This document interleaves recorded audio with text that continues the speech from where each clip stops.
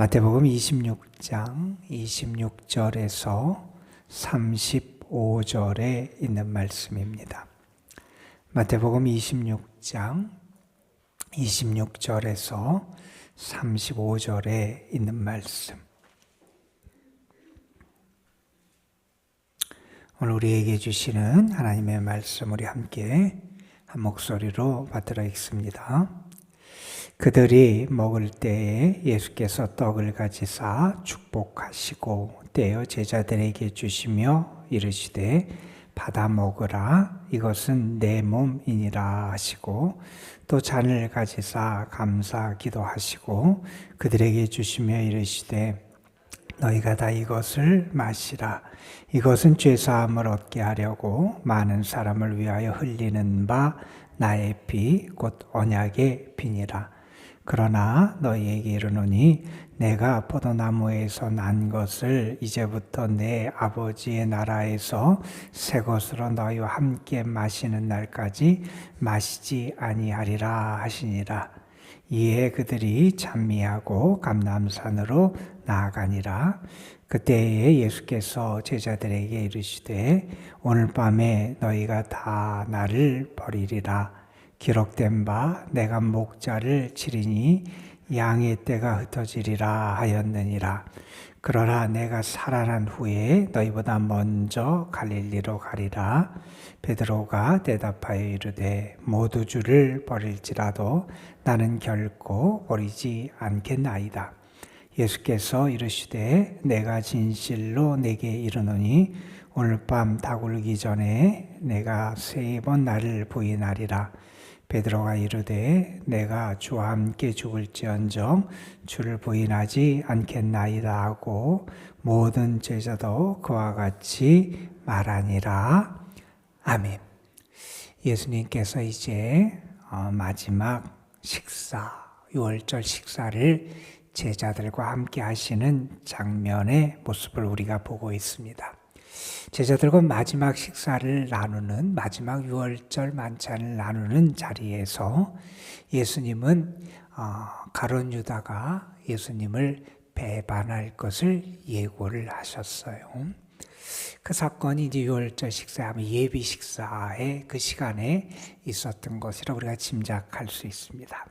그리고 이제 예수님께서는 오늘 말씀에서 이 유월절 식사에 빗대어서 예수님의 고난과 죽으심이 어떤 의미가 있는지를 제자들에게 가르쳐 주시는 말씀을 주십니다. 그들이 먹을 때 예수께서 떡을 가지셨다. 이 떡은 무교병, 무교절에 먹는 그 무교병이었을 겁니다. 떡을 가지고 축복하시고 떼어 제자들에게 주시며 말씀하세요. 받아 먹으라, 이것은 내 몸이다. 이렇게 말씀을 하시지요. 여기서 등장하는 이 4가지 예수님이 행하셨던 것을 나타내는 이 동사가 예수님을 통한 하나님의 구원의 역사를 대변하는 그러한 표현이다 하는 얘기를 합니다. 예수님께서는 떡을 가지셨어요. 취하셨다 하는 것이고, 주님이 떡을 집어 드시고 떡을 축복하셨어요. 예수님의 축복으로 그 빵, 그 떡의 의미가 달라지기 시작합니다. 그리고 예수님은 그것을 떼셨어요. 쪼개셨다는 거예요. 찢으셨어요. 그리고 제자들에게 주셨어요.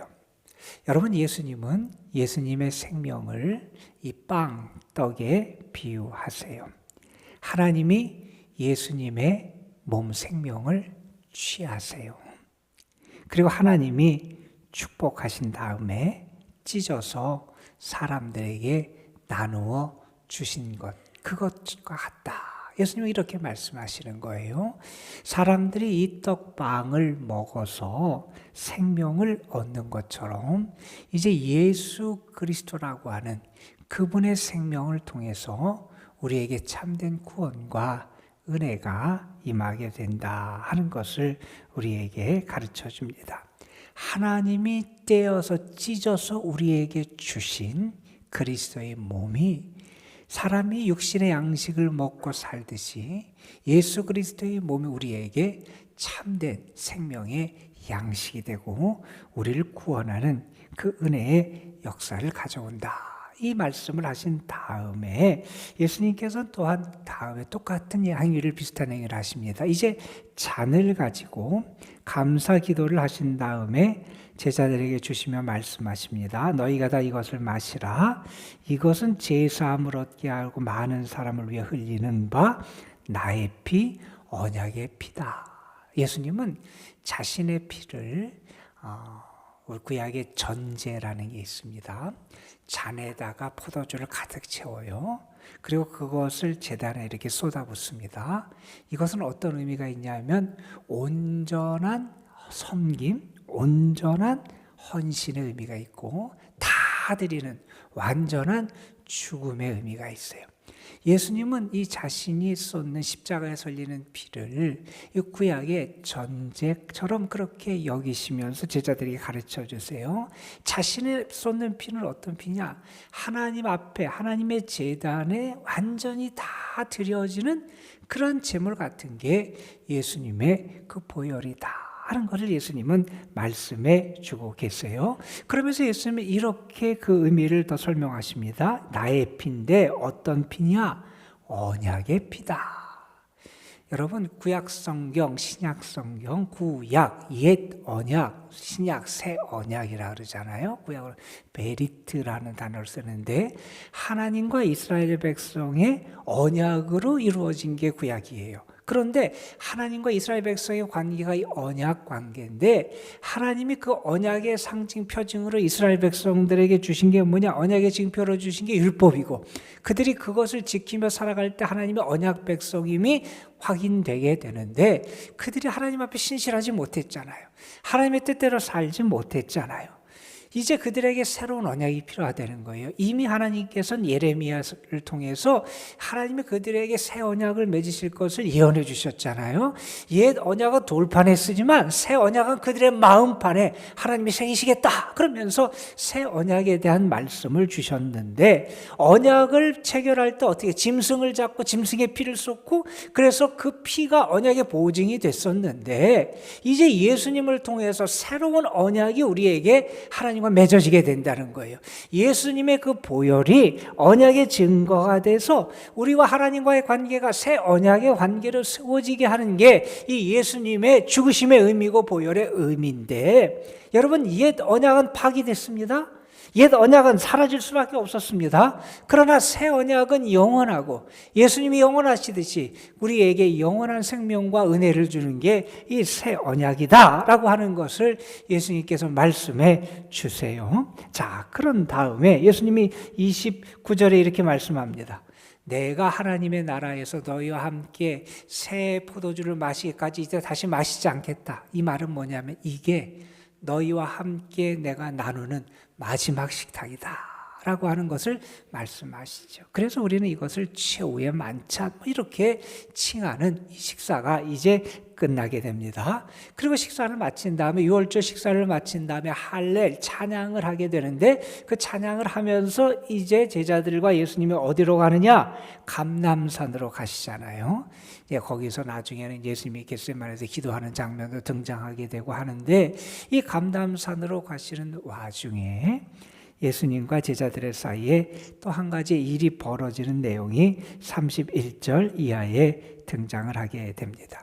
여러분, 예수님께서 자신의 몸, 자신의 피를 우리를 위해 내어주신 주님의 몸이고 또 우리를 위해 흘리신 주님의 피, 새 언약의 피다 이렇게 말씀하신 이 최후의 그 만찬에서의 이 말씀과 이 식탁은 우리에게 예수님의 가르침 그리고 예수님의 생애가 어떤 의미가 있는지를 보여주는 그러한 식탁이었다 하는 것을 우리는 기억하게 됩니다. 예수님은요 자신의 생명을 우리에게 내어주신 것이고요.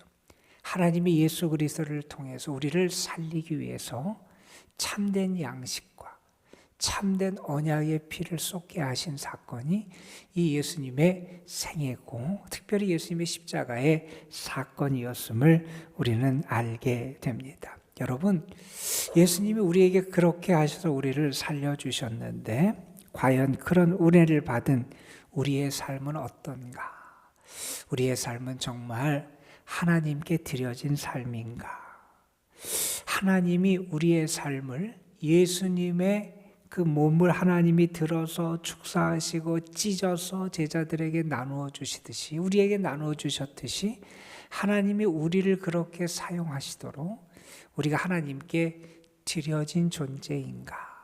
아니면 하나님께 드려진 존재다, 나는 하나님의 것이라 말은 하지만 여전히 내 손에 붙잡혀서 내 마음대로 하려고 하는 것이 우리의 인생인지, 아니면 정말 내가 주님의 손에 받쳐지고 주님의 손에 들려진 그러한 존재인지 하는 것을 우리가 생각해 보게 됩니다.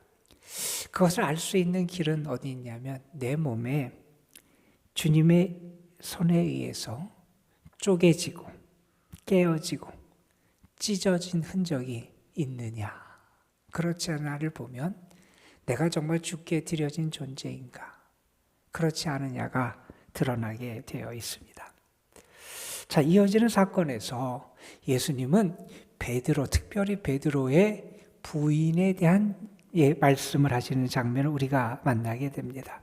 예수님이 제자들에게 이렇게 말씀하시죠. 오늘 밤에 너희가 다 나를 버릴 것이다, 이렇게 말씀을 하세요.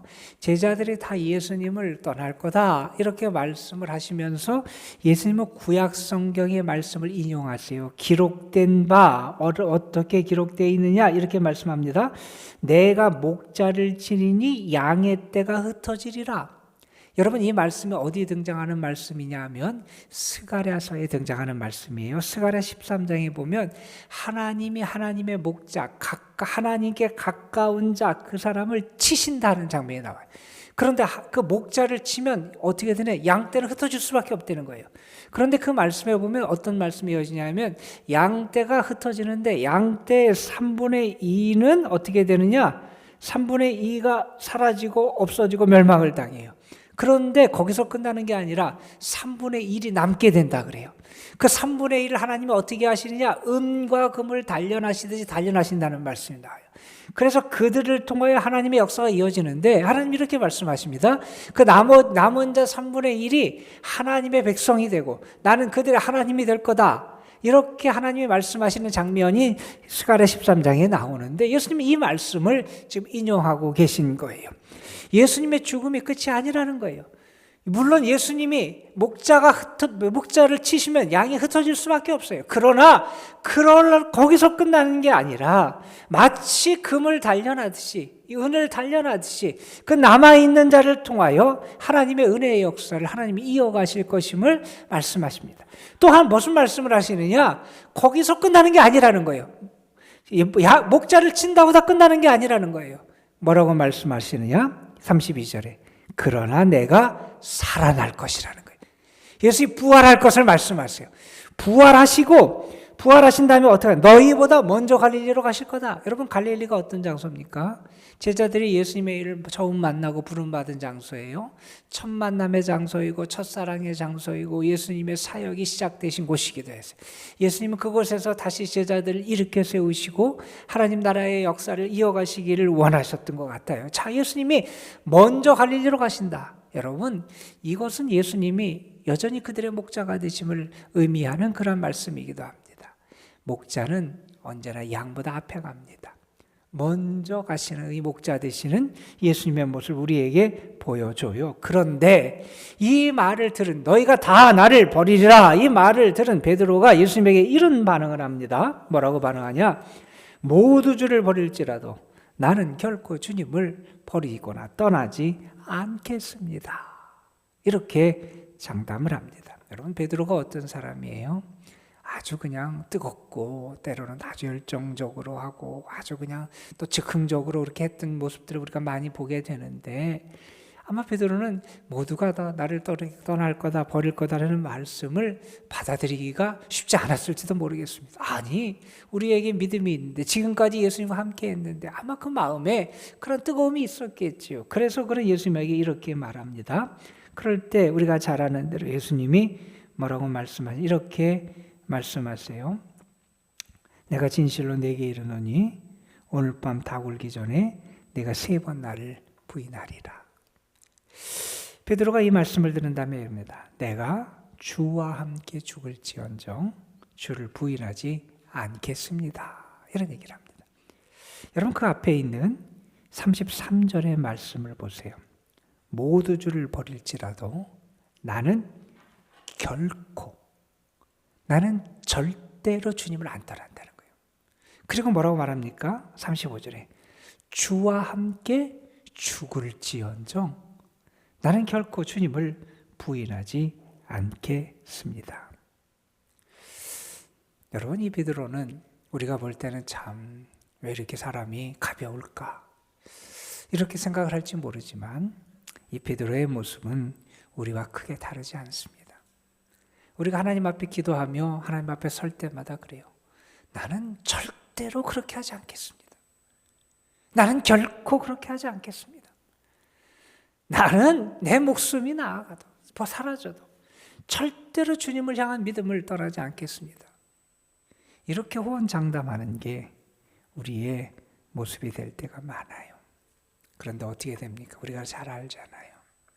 베드로는 물론 다른 제자들은 예수님을 떠나고 그렇게도 마지막 가야바의 법정의 그 뜰까지 갔던 사람은 또 베드로지만 그가 결국 거기서 무너지는 모습을 우리에게 보여주잖아요. 여러분 그 앞에 등장하는 가룟 유다의 배반과 베드로의 부인 둘 다 예수님에 대해서 신실함을 지키지 못한 점에서는 분명히 같습니다. 그런데 그 둘 사이에는 결정적인 차이가 있다는 것도 우리는 알아요. 가룟 유다는요, 자기가 스스로 택해서 죄인이 된 죄를 범한 그러한 사람인 반면에 우리가 아는 것처럼 베드로는 육신의 연약함에 무너졌던 그러한 사람임을 우리는 압니다. 가룟 유다가 악했다면 베드로는 약했지요. 여러분, 연약함 때문에 넘어지고 실수한다는 건 주님은 잘 아셨던 것 같아요. 그래서 이렇게 호언장담하는 베드로에게 다른 복음서에 보면 예수님은 이렇게 말씀하세요. 내가 너를 위해 기도하겠다. 이렇게 말씀까지 하세요. 여러분 우리가 늘 하나님 앞에 설 때마다 가져야 되는 그러한 믿음의 태도가 있습니다. 내 연약함을 인정하고 받아들이는 거예요. 내가 그렇지 않은 것처럼 내 연약함을 부정하고 베드로처럼 호언장담하는 모습이 우리에게 얼마나 많은지 몰라요. 너무나 쉽게 무너지고 넘어지는데 마치 그렇지 않은 것처럼 그렇게 착각하며 호언장담하는 그런 모습이 혹시 나의 모습은 아닌지 모르겠습니다. 우리는 늘 넘어질 수 있는 존재예요. 바울이 그런 얘기를 했잖아요. 그러므로 선줄로 생각하는 자는 넘어질까 조심해라. 조심해라. 여러분이 정말 신뢰하는 게 뭡니까? 여러분은 자기 자신에 대해서 얼마나 신뢰하고 있습니까? 여러분이 여러분 자신을 신뢰하는 근거는 뭡니까? 여러분의 경험입니까? 여러분의 지식입니까? 여러분의 의지력입니까? 우리는요, 가룟 유다처럼 악해질 수도 있고요. 베드로처럼 약해질 수도 있어요. 그래서 우리는 늘 하나님 앞에서 겸손하게 주의 도우심과 성령의 이끄심의 은혜를 구하며 살아갈 수 있어야 한다는 거예요. 여러분, 우리가 정말 하나님 앞에 설 때마다 언제나 나는 넘어질 수밖에 없는 사람이니 주님이 나를 붙잡아 주시고 나를 인도하여 주옵소서. 그 믿음으로 주님 앞에 나아갈 수 있어야 한다는 겁니다. 여러분, 오늘 우리가 읽은 말씀을 다시 한번 우리가 봤으면 좋겠습니다. 예수님은 우리를 위하여 자신을 내어주시고 쪼개어 주시고 자신의 모든 것을 쏟아 주셔서 우리를 향한 하나님과의 관계를 회복시키는 그러한 제물이 되시고 우리에게 생명을 주시고 하나님과 화목하게 하시는 은혜를 주셨습니다. 먼저는 그 은혜에 감사했으면 좋겠고요. 그리고 여러분, 어려운 길일지 모르지만 여러분 자신도 하나님 앞에 그렇게 드려지는 존재로 살아가는 그 믿음의 길에 여러분이 조금 더 용기를 가지고 나아갈 수 있었으면 좋겠습니다. 그리고 여러분, 늘 우리가 믿음의 길을 가면서 때로 우리가 주께 헌신하고 우리가 신앙생활을 하는 모든 여정 속에서도 우리는 늘 우리의 연약함을 인지해야 되고요. 그래서 내 자신을 붙잡고 의지하는 게 아니라 성령의 도우심과 주의 은혜를 의지하면서 늘 무너질 수 있고 약해질 수 있고 죄를 범할 수 있는 우리 자신이 아니라 더 주님만 바라보고 나아가는 여러분이 되시기를 주의 이름으로 축복합니다. 기도하겠습니다. 아버지 하나님, 오늘도 우리를 하나님을 의지하고 바라보고 주의 사랑을 고백하며 경험하는 자리로 인도해 주심에 감사를 드립니다.